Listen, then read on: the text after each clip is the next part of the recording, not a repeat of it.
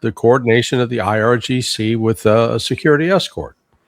So it's not business as usual, but it sure looks like the Strait of Hormuz is starting to operate under the Persian Gulf Strait Authority, the PGSA, that Iran has put into place. Yeah. Carl, jump in, and your understanding of that. I agree with what Larry said, and let me heighten the remark he made, or you made, or both of you made, that anything Pakistan is doing is very much in coordination with China. Guarantee you that. So we're looking at possibly two parties providing good offices. One of them, the most powerful state in the world now. I keep saying that, they are. And the other, it's ally, if you will, while at the same time pretending still to be somewhat of an ally of the United States. So it puts them in a good officer's position of some power. All that said, I can't make anything out of what's going between the two parties. I see Trump still being bound to a certain extent, Netanyahu, no matter what people are reporting about animosity between them or whatever. I see him bound in that embrace and unable to escape it. So I don't see any way he's going to get out of doing what is Bibi's wet dream, and that is to finish off Iran, to make it a Bantustan populated entity or whatever. And that's still the predominant factor here, I think, no matter how much Trump tries to obscure it and goes through these vacillations, which are ultimately going to lead to nothing but a resumption of hostilities, if I'm reading it right. And I'm reading the forced deployments and other things right, too. Looking more grim and more grim day by day, should we try to do something with military force, be it a limited action to secure the uranium, as it were, or be it a more broad action to finish off Iran, including massive air power, which is really the only thing we have in our arsenal. I don't know. I can't say anymore where this guy's going. I think he desperately wants out. That's the only reality I can detect. But he's also caught. Yeah. And you know, and the other dimension here is the Hajj. So, and people I've been in contact with said it's just been in terms of the crisis action teams, the cats that are up operating to run the war, said that it's been real quiet. Well, why is it quiet? You got 2 to 3 million Muslims, Sunni and Shia, converging on Mecca, and the commemoration of the Hajj starts on Sunday, the 24th, and it extends for about really through the 31st. So for another 7 days. Eid, I guess, is like next Wednesday, next Thursday, one of those days. So this is a time of great importance within Islam. And Saudis have made it pretty clear to the United States that, they're not going to allow Saudi Arabia to be used as a launching pad for any kind of U.S. military operations. In fact, I was told by someone who I think is in a position to know that the United States has moved all of its air refueling activities over to Iraq. They're not taking place over Saudi airspace. So if the Saudis persist, because it persists in preventing the United States from conducting air operations from Saudi Arabia, and then Trump's options militarily shrink dramatically. Mm-hmm. They're forced into a very narrow corridor then through Iraq, which actually will create some more vulnerabilities.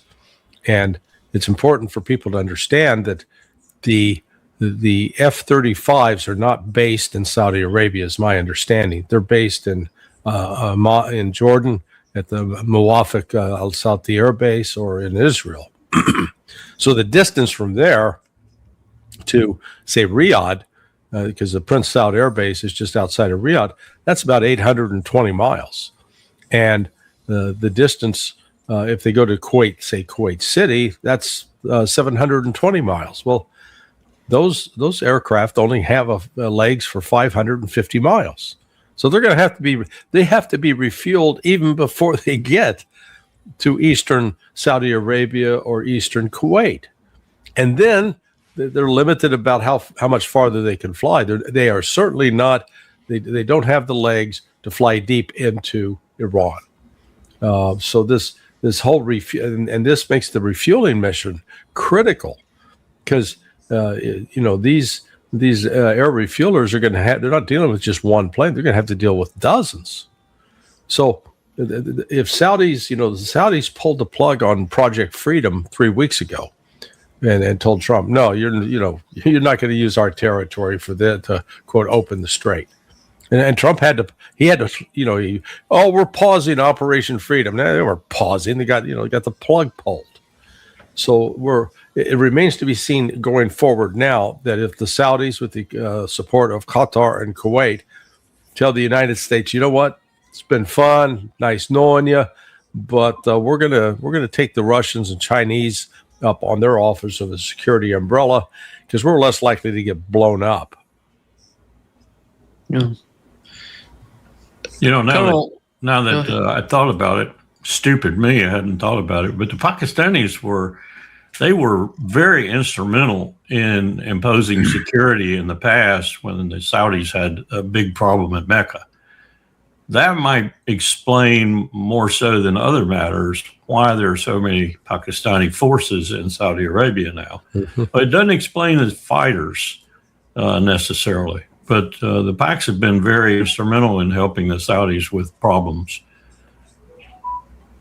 Yeah. In that regard, I mean, not connected to the situation that we're looking at in the war, but connected to serenity in Mecca. Colonel, there is a report, by CNN and other outlets that say Iran is exceeding all timelines in reproducing those weapons they have used during the war in 40 days of war. And Donald Trump, just the clip that I played for you, he says that we've destroyed everything. Which is absolute hogwash. I mean, even the minor things he said about the Air Force and the Navy, it's hogwash. I mean, if you consider the ones that are destroyed and the ones they've actually destroyed in the Navy, for example, and then you consider the number that they have, because these are small boats, these aren't destroyers and cruisers, then his idea that he's wiped out the Iranian Navy is poppycock. But the idea that the Iranian Navy is powerful in a way that we would say a Navy was powerful is not a true description. It's a coastal Navy. It's a Navy that's able to, with missiles, medium-range missiles, do some damage perhaps, but it's not a formidable military force when put up against the United States' Navy and what it can do. So those are just preposterous, and he keeps repeating them. It's almost like he's got a spool in his brain, and it just rolls out. Yeah. And every time it rolls out, it gets more and more ridiculous. Yeah. Because the concept of the Iranian Navy, Larry, I did my military service in the Navy in Iran. That's why. The whole concept is defensive. It's not offensive. Yep. That's why they're behaving this way. I don't see that much, Ahmadinejad told me that in New York. Basically a coastal defense Navy with a little reach, given missiles, a little reach outside the coastal area. But basically a coastal defense Navy. Yeah. I'll tell you offline my Navy joke. It's probably not appropriate for your show. I think my Navy joke today would be Admiral Bradley Cooper testifying in the Congress. Yeah, you see that deer on the headlight look. God. He proves what we used to say in Newport at the Naval War College, that surface warriors have no brains. Yeah, no, he was. Yeah, that was pathetic, because he, instead of answering the question, he went for obfuscation. And if people don't know what I'm talking about, he was one of the congressmen who is a former, I think he was Army, was asking him about, please define the difference between obliteration and degradation. And he kept saying, well, I can't talk about the nuclear program. And the congressman said, I'm not asking about the nuclear program. Please explain to me in your use of English language the difference between obliterate and degrade. Yeah. Well, I can't talk about the nuclear program. And it's like, when you think it, one of the guys just ripping him up was Seth Moulton from Massachusetts. Yeah, that's who I was talking about. Who's a Marine. Oh, was he a Marine? Okay. Yeah, he was a Harvard graduate at the time of 9/11, and he gained some notoriety, as well he probably should have. He left Harvard and enlisted in the Marine Corps because of 9/11. Yeah. Oh. Larry, the United States sent 2 destroyers with laser weapons, and they're talking about firing drones in the region. And what would be the main objective, and how capable are these laser weapon, or these destroyers that are capable of using these laser new sort of weapons? And we haven't seen that much in this war so far. They may be effective at taking out a single drone, but if you get a drone swarm, they're useless. And Iran uses drone swarms, multiple drones being fired at the same time. So this is, again, I was happy to see Admiral Cottle, I think is his name. Yeah. He was testifying before. Daryl Cottle. Yeah, Daryl Cottle. He confirmed everything I've been saying. That we don't have the military power to send. If we send any ships into the Strait of Hormuz, they're going to be destroyed, and they're not going to be destroyed by one single weapon or one single method, because Iran's got a whole number of instruments to draw upon. I'll call it its orchestra of mayhem. They have many submarines. They have underwater drones. They have surface drones. They have surface ships, the fast boats, the bog hammers, which are equipped with anti-ship missiles. They have coastal defense cruise missiles. They have short-range ballistic missiles, and they have aerial drones. So that's a whole lot of firepower that can be brought to bear on a destroyer or any other ship. And that's why I give the Admiral great credit, man.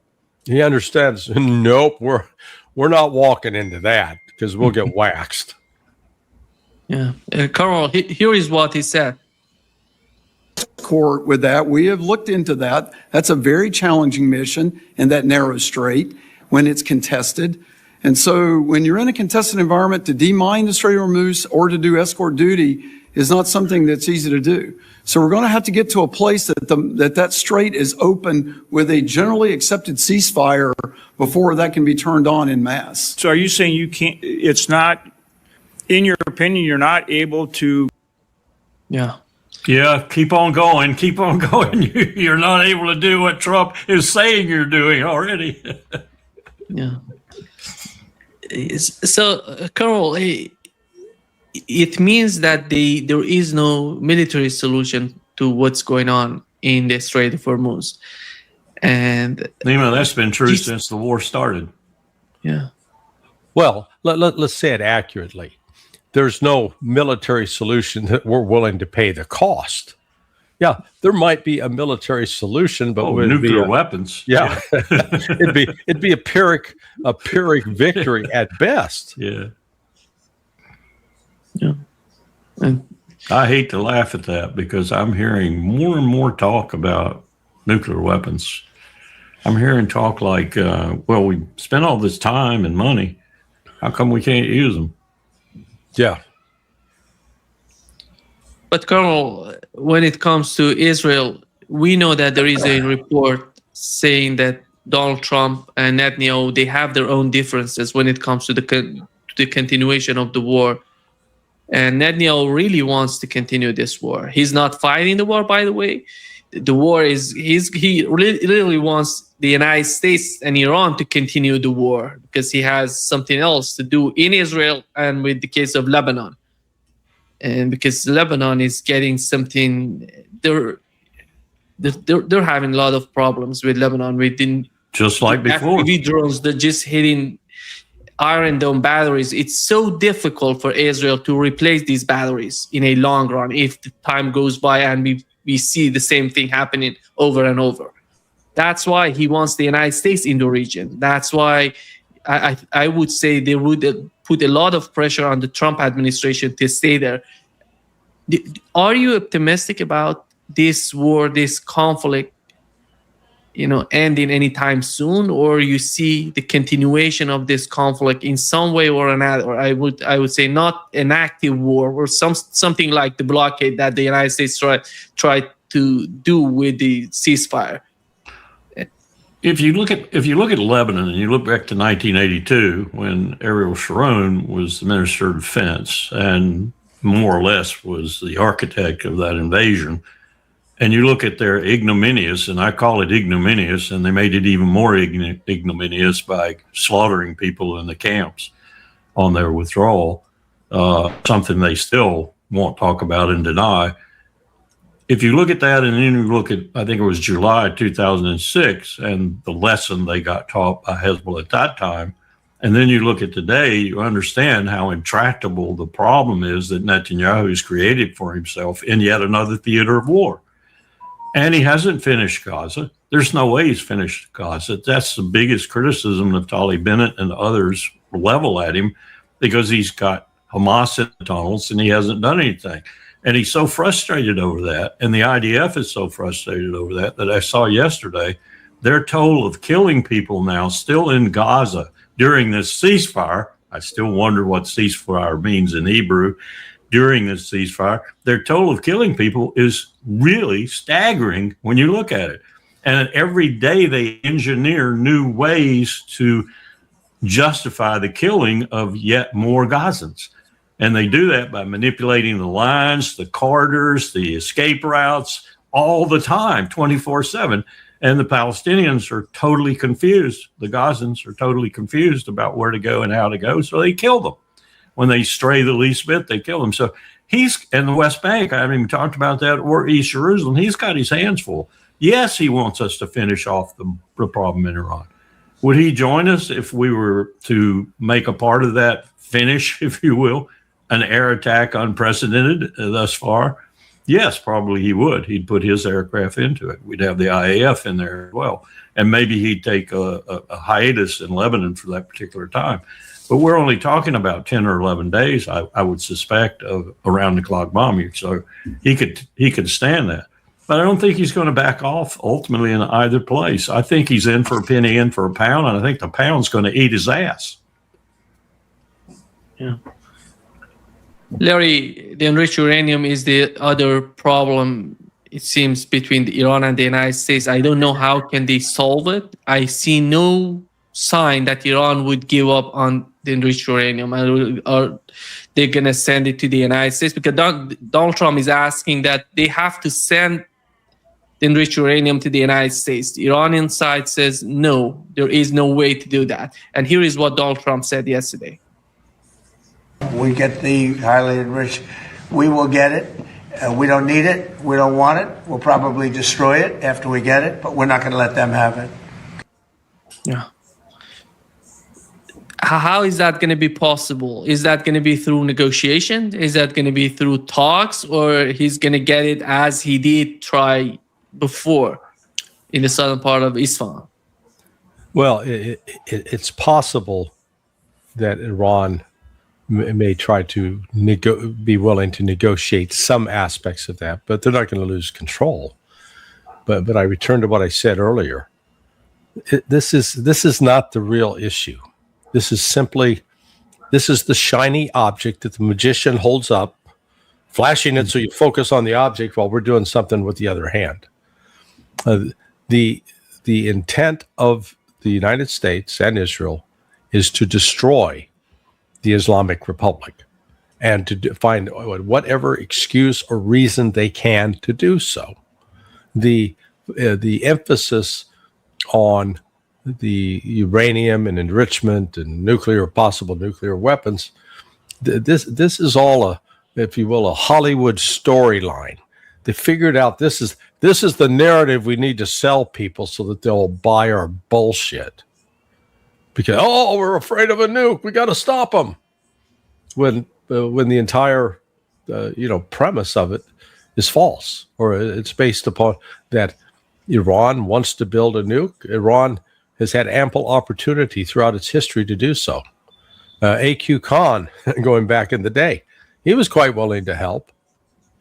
But as you know, Nima, within Shia theology, much more so than it's something that's not common to the Wahhabis, the Salafists, the Deobandis, the extremists, is the notion that you do not kill non-combatants. You do not kill the innocent. And a nuclear weapon is exactly that. It's a weapon designed to kill the innocent, to kill the non-combatants. And that's why Iran hasn't pursued it. And in our, in the West, we profess to be a Christian society. We fail to grasp that concept because we've been such a murderous lot, quite content. We don't mind killing kids. As long as we're doing it from 30,000 feet, hey, no problem. That's when you get up close and personal and you put a bullet in their head. Yeah, that's troublesome. But as long as we can kill them at a distance, no big deal. This is, again, I think the whole uranium thing is a distraction. I don't know. I think the Ayatollah Muqtada Khamenei would be very much entitled to say, hey, we're a sovereign country. We're a signatory to the Non-Proliferation Treaty, NPT. We have allowed IAEA inspections. We're going to do what we are going to do as a sovereign nation in the same way that the United States and Russia and China and India and Pakistan. And if you don't like it, go pound sand. Yeah. And the justification for that, Nima, has been since about the time we were using Israel to funnel Hawk missiles and TOW missiles into Iran in the Iran-Iraq war. The justification for that has been that the Iranian regime is poisonous. It's evil. It's venomous. And that's simply not a characterization of the Iranian regime, even in its worst theological configuration when the original Ayatollah was in charge of it. It never has been that. Yeah. And we have made that into a monstrosity. And Bibi Netanyahu, of course, has helped. And now we're caught in that. We're caught in that trap that we have created something that doesn't exist and made it the object of war. It's insane, but that's what we're doing. And I would tell you the same thing on a much lesser scale with what we're doing to Raul Castro in Cuba right now. We're gonna snatch him. We're going to snatch him and bring him back, just like we did Venezuela's leader, Nicolas Maduro. That's what we're going to do. And Trump's going to use that as a deflection again from the real issues in the world. Look at our power. We did this to a little island south of Florida, and it's solved the problem we've had for 50 years. What a joke. Yeah, we grabbed a 94-year-old man. Yeah. Jesus. Jeez, I mean, it's... And the Supreme Court, bless that Supreme Court. It went along with blessing, I think, a lower court decision, but nonetheless blessed it and publicly blessed it, that people 60 years later, most of the people are dead, but their offspring are still alive, can now sue. And they can sue for their properties that they lost in the revolution, most of which were owned by Batista, Myers-Lansky, or Lucky Luciano. This is a story of sordidness of deep proportions. Don't forget Mayor Lansky. Yeah. The head man. Yeah. They used to take $1 million in currency, in sacks, in an armored car or two, to Batista's hacienda every month and give it to him. That was their pay for owning his island. Yeah. And we blessed it all.